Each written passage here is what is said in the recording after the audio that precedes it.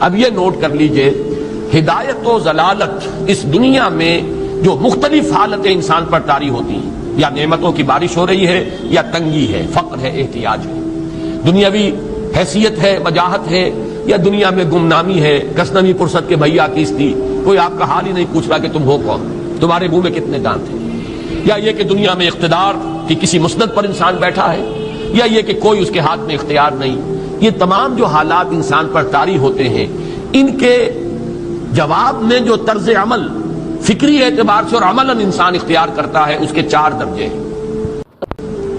پہلا درجہ ہے انتہائی گمراہی، ضل ضلالا بعیدا۔ وہ کیا ہے؟ اگر عزت ہوئی، نعمتیں ملی، فلاں دیوی یا دیوتا کی نگاہ کرم ہے، اس کی کرپا سے یہ ہو گیا، اور اگر کوئی تکلیف آ گئی، مصیبت آ گئی، معلوم ہوتا ہے کہ فلاں دیوی یا دیوتا ہم سے ناراض ہو گیا، یہ کالی دیوی کی طرف سے کوئی مصیبت آ گئی ہے، یا یہ کہ یہ لکشمی دیوی کی نگاہ کرم ہے کہ ہمیں دولت مل گئی ہے۔ یہ تو ہے شرک۔ شرک ہونے کے اعتبار سے یہ ہے ضل ضلالا بعیدا، انتہائی پستی۔ اس پستی سے اوپر آئیں گے تو توحید کی پہلی منزل ہے۔ عزت دی اللہ نے دی، اگر کوئی تنگی آ گئی، فقر، تکلیف، کوئی ذلت، رسوائی، یہ بھی اللہ کی طرف سے۔ ایک اعتبار سے تو انسان ہدایت پر آ گیا، بڑی گہرائی تھی اس گندگی کی اور اس خباثت کی جو شرک جس کا نام ہے، اس سے انسان نکل آیا، نجاست سے۔ توحید تو ہے، لیکن ابھی اس میں اس کی گمراہی کا ایک ایلیمنٹ شامل ہے، اور یہ گمراہی سے جب تک آگے نہیں آئے گا، اوپر نہیں ابھرے گا، اس کا طرز عمل کیا ہوگا کہ ذرا کچھ مل گیا، عزت مل گئی، پھولے نہیں سما رہے، اب زمین پر قدم نہیں ٹک رہے، گردن اکڑ رہی، کہیں محرومی ہو گئی، کوئی تکلیف آ گئی، کوئی مشقت، فقر آ گیا، اب بجھ کر رہ گئے۔ ان دونوں کیفیات میں انسان کا پینڈولم جو ہے وہ ایکسٹریم کو جائے گا۔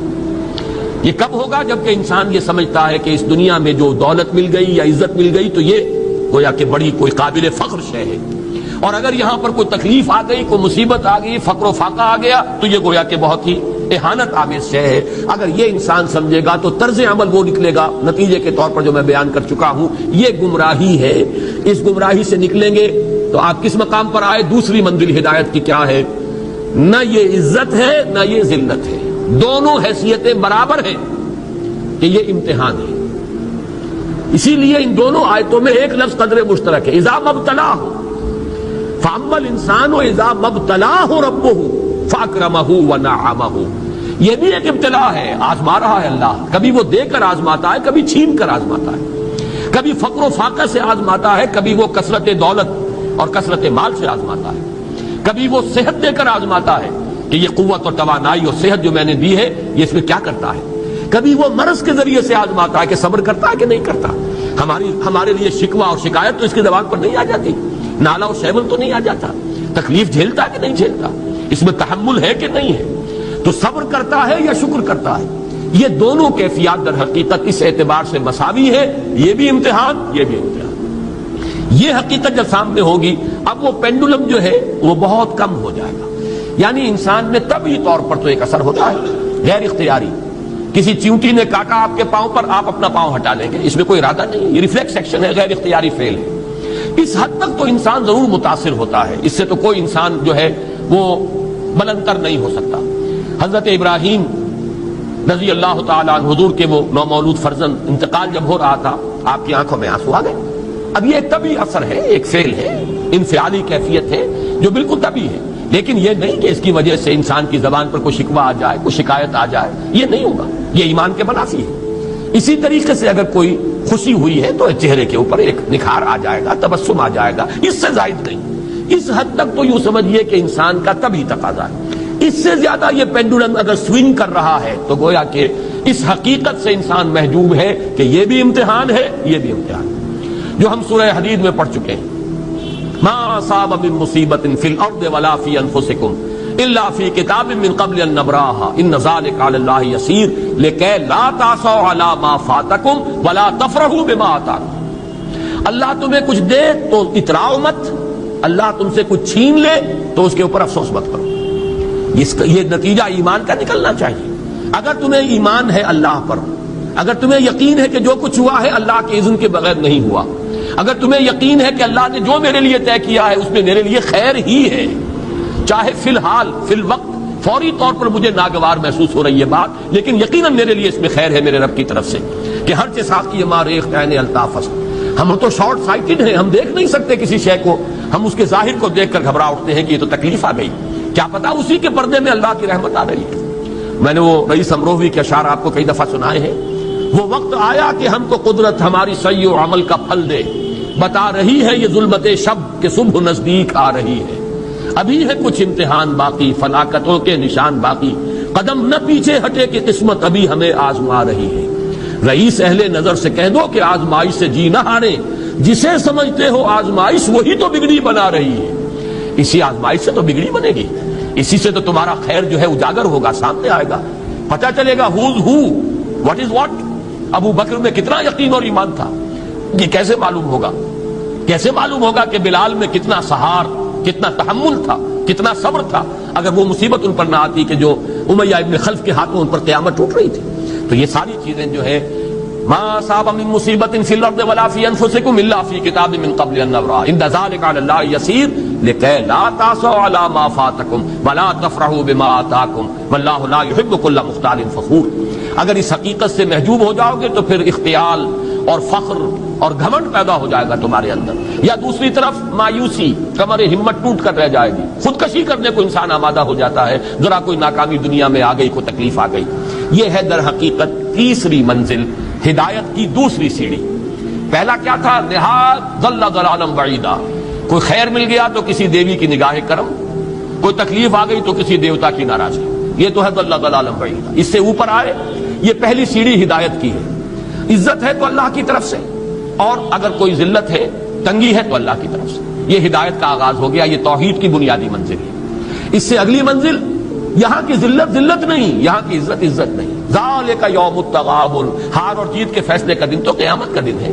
وہاں معلوم ہوگا جس کو اس روز عزت ملی وہ عزت والا ہے، جو اس روز ذلیل ہو گیا وہ ذلت والا ہے.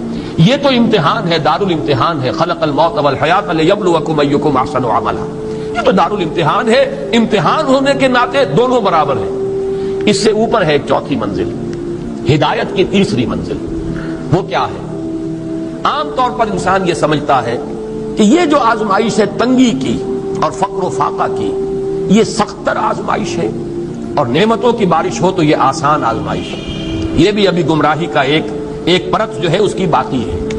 ابھی ہدایت کا جو کامل جو ہوگا انکشاف وہ کب ہوگا؟ جب انسان اس حقیقت کو جان لے کہ جہاں وسعت ہو، جہاں کثرت ہو، وہ زیادہ بڑا امتحان ہے، سخت امتحان ہے، بجائے اس کے کہ اگر قلت ہے، کمی ہے، یہ کم تر امتحان ہے، یہ کم بھاری امتحان ہے. کیوں کہ اگر آپ کے پاس کثرت ہے آپ کے اندر غفلت پیدا ہو جائے گی. کثرت کا لازمی نتیجہ غفلت ہے. نہ کوئی غم کرو نہ خوف، خوشیاں مناؤ جنت کی جس کا تم سے وعدہ کیا گیا تھا. اللہ کی ربوبیت پر اطمینان جب انسان کو ہو جاتا، میرا رب اللہ ہے، ربی اللہ، انسان کے لیے نہ کوئی کھٹکا، نہ کوئی خطرہ، نہ کوئی خوف، نہ کوئی حزن. جو کچھ ہو رہا ہے کس کے اذن سے ہو رہا ہے؟ اللہ کے اذن سے. اللہ کے اذن کے بغیر پتہ تک نہیں ہلتا. یہ کوئی اندھا بہرا مادہ نہیں ہے جس سے مجھے کوئی خوف ہو. اندھا بھینسا چلا رہا ہو اس سے تو ڈرنے کا ہر انسان کو ڈرنا چاہیے، نہ معلوم کس کو ٹکر مار دے. لیکن نہیں، اس کائنات کو چلانے والا ایک سمیع و بصیر خدا ہے. وہ جو میرا دوست ہے، میرا ولی ہے. اللہ ولی الذین آمنوا یخرجہم من الظلمات الی النور. اللہ اہل ایمان کا ولی ہے، ساتھی ہے، پشت پناہ ہے، مددگار ہے، حمایتی ہے. بتائیے جسے یقین ہو جائے کہ اللہ میرا مددگار، اللہ میرا محافظ، اللہ میرا پشت پناہ، اللہ میرا حمایتی، اس کے لیے کوئی خوف ہوگا؟ اس سے کوئی ڈر ہوگا؟ میں مثال دیا کرتا ہوں ایک بہت سادہ، پنجاب کے دیہات کی. تو بڑا چودھری ہے اور کوئی غریب کسان ہے. اس غریب کسان کی کہ جانوروں کو ہر وقت اندیشہ ہوگا چوری کا، کوئی میری بھینس کھول کر نہ لے جائے، کوئی میرا بیل کھول کر نہ لے جائے. لیکن جس کے بارے میں یہ سب کو معلوم ہو کہ وہ جو بڑا چودھری ہے وہ اس کا دوست ہے، اس کی بچیا کو کوئی خوف ہوگا؟ اس کی بھینس پر کوئی ہاتھ ڈالے گا؟ اسے کوئی اندیشہ ہوگا؟ نہیں. کیوں؟ کہ وہ بڑا چودھری، بڑا اس کا یہاں کا سردار، جاگیردار، سب کو معلوم ہے وہ میرا دوست ہے، کوئی میرے خلاف اقدام نہیں کر سکتا۔ اس دنیا میں یہ چھوٹی سی بات اگر آپ کے دلی اطمینان اور سکون کا باعث بن سکتی ہے تو ذرا تصور کیجئے۔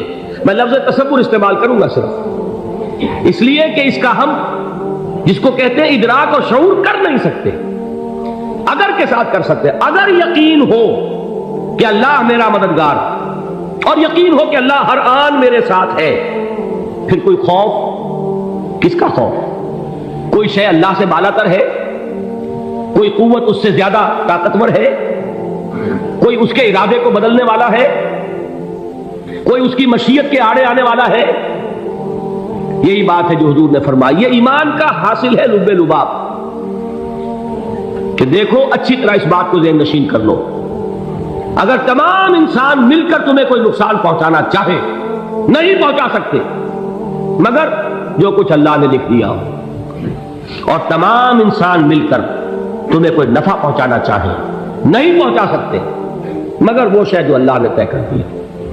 آپ پھر میں کہوں گا ذرا تاریخ کیجئے، اسے فرض کیجئے، اسے سوچئے، اگر اس حدیث پر ہمارا دل ٹھکا ہوا ہو تو کسی سے ڈر ہوگا؟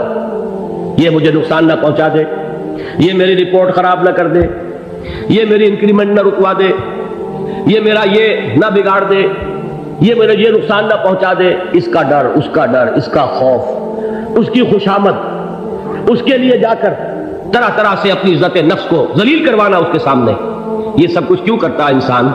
جب سمجھتا ہے کہ اس کے ہاتھ میں میرا کوئی نفع ہے، اس کے ہاتھ میں میرے لیے کوئی ضرر ہے، یہ مجھے کوئی غضب پہنچا سکتا ہے، یہ مجھے کوئی نقصان پہنچا سکتا ہے، یہ میرا کوئی کام بنا سکتا ہے، یہ میری کوئی ضرورت پوری کر سکتا ہے، اسی کا نام شرک ہے۔ جہاں آپ نے یہ سمجھا کہ غیر اللہ کے اندر کوئی طاقت موجود ہے وہی شرک ہے۔ بتوں سے تجھ کو امیدیں، خدا سے نو امیدی، مجھے بتا تو صحیح اور کافری کیا ہے؟ شرک تو یہ ہے۔ جس پر بھی تمہیں یہ خیال ہے کلمہ ہے، یہ کلمہ سوم، لا حول ولا قوت الا باللہ، ذرا اس پر دل کو کبھی اگر آپ تصور کریں، پھر فرض کریں، دل ٹھک جائے اس پر، کوئی طاقت نہیں۔ یہی بات تھی جو شیخ عبد القادر جیلانی رحمۃ اللہ علیہ نے اپنی وصیت میں اپنے بچے سے کہی۔ 11ویں دینے والے ہیں لیکن حضرت شیخ عبد القادر جیلانی کی وصیت اور تعلیمات کو کتنے لوگ نہیں جانتے ہو؟ یہ جن مقامات تک پہنچے ہیں وہ کس چیز کی بدولت پہنچے؟ انہوں نے جو پیغام دیا وہ کیا تھا؟ اے میرے بچے، جس طریقے سے قرآن مجید میں حضرت لقمان کی نصیحتیں جو ہے نقل کر دی گئی ہیں، میں یہ عرض کروں گا بالفرض اگر قرآن حضرت عبد القادر جیلانی کے بعد نازل ہوا ہوتا تو شیخ عبد القادر کی یہ نصیحتیں بھی قرآن میں درج ہوتی۔ اتنی اونچی نصیحتیں ہیں۔ اے میرے بچے، اس حقیقت کو ذہن نشین کر لے، لا فاعل فی الحقیقت ولا مؤثر الا اللہ، اس کائنات میں نہ کوئی فاعل حقیقی ہے نہ مؤثر حقیقی ہے سوائے اللہ۔ کسی شے میں کوئی تاثیر نہیں اگر اللہ نہ چاہے، آگ جلا نہیں سکتی اگر اللہ نہ چاہے، پانی ڈبو نہیں سکتا اگر اللہ نہ چاہے، زہر ہلاک نہیں کر سکتا اگر اللہ نہ چاہے، کوئی چیز فائدہ نہیں پہنچا سکتی اگر اللہ نہ چاہے۔ تو در در پہ کیوں سر جھکاتے ہو؟ در در پر کیوں جبیں سائی کرتے ہو؟ سب کے سامنے کیوں ہاتھ پھیلاتے ہو؟ ایک اللہ سے مانگو، ایک اللہ کے سامنے زمین پر اپنی جبین رکھو۔ لا فاعل فی الحقیقت ولا مؤثر الا اللہ۔ نظر آتا ہے ہمیں کہ پانی پیاس بجھا دیتا ہے، پیاس بجھانے کی صلاحیت پانی میں نہیں ہے، اللہ کے اذن سے۔ کھانا بھوک مٹا دیتا ہے، بھوک مٹانے کی صلاحیت کھانے میں نہیں ہے، اذن رب میں۔ دیکھیے یہی یقین تھا حضرت موسیٰ علیہ السلام کا واقعہ یاد کیجئے۔ سامنے سمندر آ گیا ہے، قوم دیکھتی ہے پیچھے کہ گرد و غبار کا طوفان، معلوم ہوا کہ فرعون اپنے لشکر سمیت آ گیا۔ لشکر جب چلتا تھا تیز رفتاری کے ساتھ تو گرد و غبار کا جو طوفان اٹھتا تھا اس کا تصور کیجیے، اور لمحہ بلمحہ وہ قریب آ رہا ہے۔ پوری قوم نے کیا کہا؟ اے موسیٰ انا لمدرکون، اے موسیٰ ہم کو پکڑے گئے۔ قرآن مجید میں تو یہاں وہ باتیں نہیں لکھی ہیں، لیکن تورات میں یہ درج ہے کہ بنی اسرائیل جھگڑنے لگے، دست و گریبان ہو گئے موسیٰ کے ساتھ۔ موسیٰ نے یہاں مروایا لا کر، اس سے تو ہم وہیں بہتر تھے، وہاں کھانے کو ملتا تھا، زندگی تو تھی، بیگار ہم کر رہے تھے، موت تو نہیں تھی۔ اب جو کچھ ہوگا اس کا تصور کرو، جس طریقے سے ہمارے ٹکڑے اڑائے جائیں گے۔ تو لڑ رہے ہیں حضرت موسیٰ علیہ السلام سے، یہ تورات کی تفصیل ہے۔ قرآن میں صرف اتنا آیا ہے، پریشان ہو کر انہوں نے کہا انا لمدرکون، موسیٰ ہم تو پکڑے گئے۔